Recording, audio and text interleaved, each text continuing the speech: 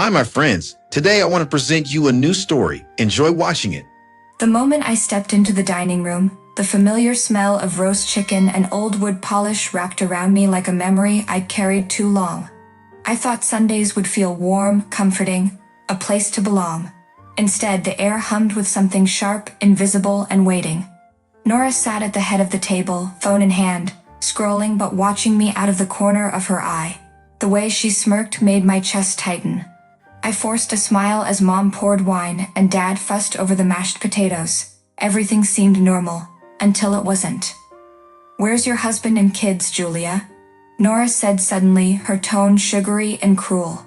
"Oh right, you don't have any." The laughter that followed cut deeper than a knife. My parents chuckled as if they'd told a joke. I felt my fork tremble in my hand. My eyes burned.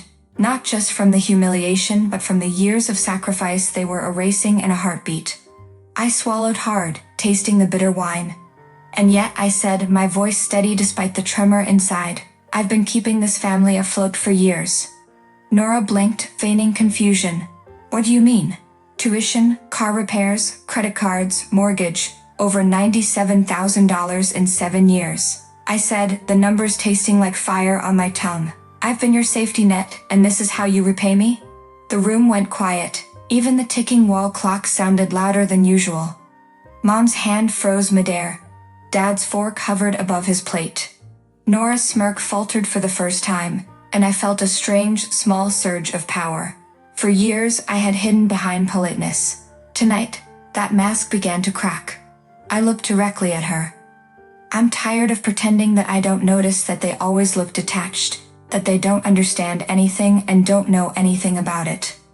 The silence that followed wasn't comforting, it was dangerous. Something had shifted in the room, and in me. This dinner, I realized, wouldn't end tonight. Not without consequences. I returned to my apartment in Pittsburgh, rain drumming against the windows like a warning. The city lights blurred into streaks as I sank into my chair, laptop open, heart still pounding from the dinner. The ledger of my life stared back at me. Every transfer, every bill, every sacrifice. $97,000 spent keeping my family afloat. And for what? For laughter at my expense, for Nora's cruel smirk, for my parents' blind approval. A text pinged. "Keep your money, Julia, but you'll regret this." It was from Nora. My stomach churned. Regret? She thought I'd crumble under her threats. I poured a glass of wine and tried to steady my hands. But then my phone rang. My company's HR. "Julia, we received a complaint about financial misconduct under your name," the voice said, calm but professional. "We need to investigate immediately." I froze. My pulse thudded painfully. No, she wouldn't. But yes, Nora had done exactly this. Her boyfriend worked at a local PR firm. He had orchestrated an anonymous report to tarnish my reputation at work. She wanted to control me even from afar, to punish me for saying enough. I pressed my hand to my chest, fighting tears. All these years of sacrifice, and this is the thanks I get. I dialed my lawyer, Connor Tucker, voice trembling. "Connor, she's attacking me at work. HR says there's a complaint in my name, but it's false. I know it's Nora." Connor's tone was firm. "Julia, we'll get to the bottom of this. And trust me, she's underestimated you. You've been quiet too long. But this stops now." For the first time, I felt a flicker of resolve through the fear. I realized my battle wasn't just about money. It was about identity, dignity, and survival. I stared out at the rain-soaked city, heart heavy but burning. She thinks she can break me. She has no idea what comes next. The shadows of betrayal had fallen, but I was learning to walk through them, and I knew the reckoning was coming. The next morning, I sat at my kitchen table, coffee gone cold, my laptop open to a labyrinth of statements, invoices, and transfers. My hands were shaking as I looked through the years of sacrifice for the 10th time. Every tuition payment for Nora, every repair, every mortgage contribution, it all stared back at me like proof of my invisibility. A knock at the door broke my trance. Connor Tucker, my lawyer, stood there, briefcase in hand, expression unreadable. "Julia," he said softly, "you need to see this." He laid a stack of papers on the table. I picked up the top sheet, heart pounding. My father's signature, on a second mortgage, in my name, forged. I felt the air leave my lungs. Forgery? I whispered. My voice was trembling. Connor nodded gravely. Identity theft. They took out a second mortgage without your consent. The bank confirms it. You could be liable for everything. I sank into my chair, the room spinning. All the guilt I carried for not being enough, for not providing, for not fixing everything. It had been manipulated, weaponized. All these years I thought I was helping, but they had been stealing from me. I can't believe this, I said, tears prickling at the corners of my eyes. Everything I've done, they've been using me. Connor's hand rested lightly on mine. You've done more than most would in their lifetime. And now it's time to stop hiding behind silence. We can confront this, legally, emotionally, safely.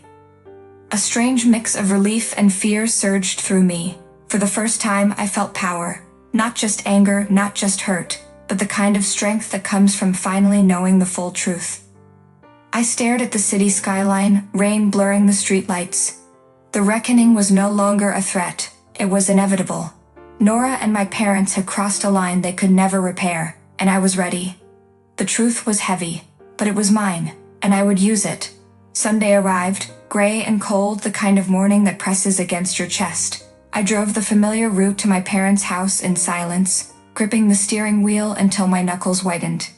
Every turn, every familiar street reminded me of years spent carrying a family that never truly saw me. I stepped inside. The house smelled the same, warm and deceiving, but I felt the tension like static in the air.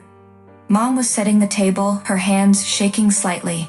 Dad sat rigidly at the head, eyes sharp. And there was Nora, leaning against the counter, phone in hand, smirking. Julia, Dad said, voice clipped. We need to talk about your decision. I placed a thick folder on the table.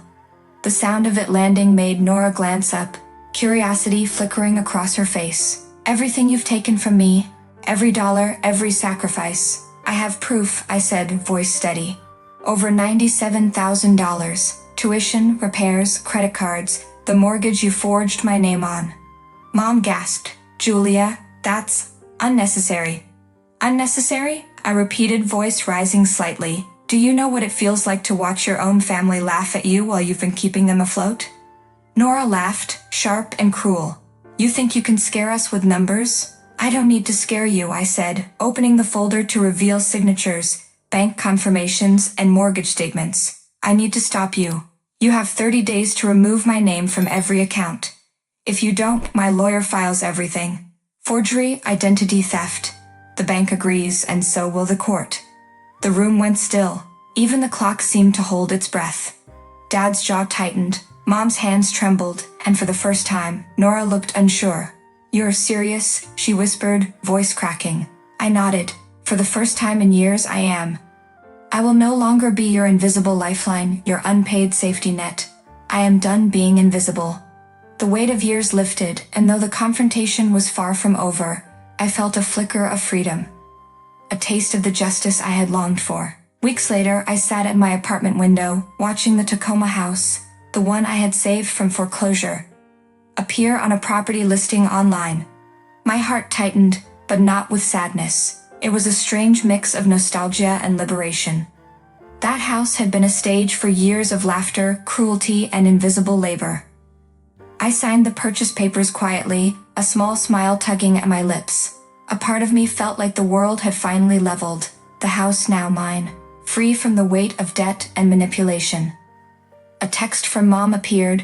Julia, can we have one last dinner before we leave the house? I hesitated. Could I face them one final time without letting old pain dictate me? I decided to go. The house was stripped bare, echoes of the past lingering in empty rooms.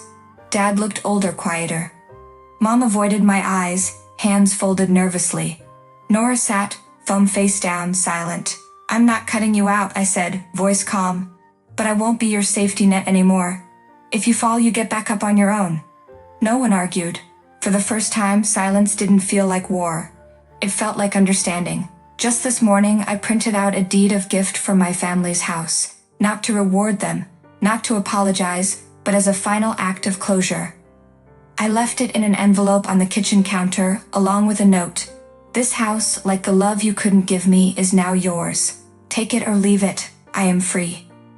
For the first time in years, I didn't look back with guilt or anger. The wind bit at my cheeks, sharp and cleansing, as I walked down the steps and into the street. I felt truly, unshakably free. Friends, what do you think of this story? Write your opinion in the comments. Would you like more stories? Don't forget to subscribe and hit the bell button so you don't miss any videos. See you tomorrow.